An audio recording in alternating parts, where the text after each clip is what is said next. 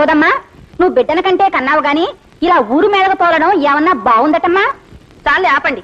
మీకు వచ్చిన కష్టం ఏమిటో చెప్పుకోండి గాని నా బిడ్డని ఏమని అంటే మాత్రం సహించను. మీ బిడ్డే మాకు వచ్చిన కష్టం.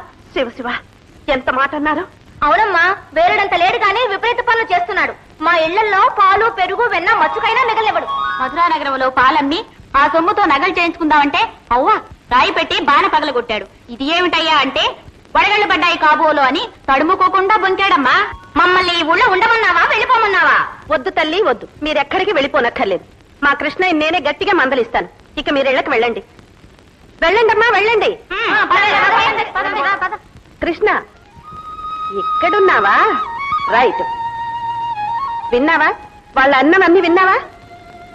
చెప్పు, ఇంకెప్పుడు పొరుగిళ్ళకి వెళ్ళనని, ఇలాంటి అల్లరి పనులు చేయనని చెప్పు.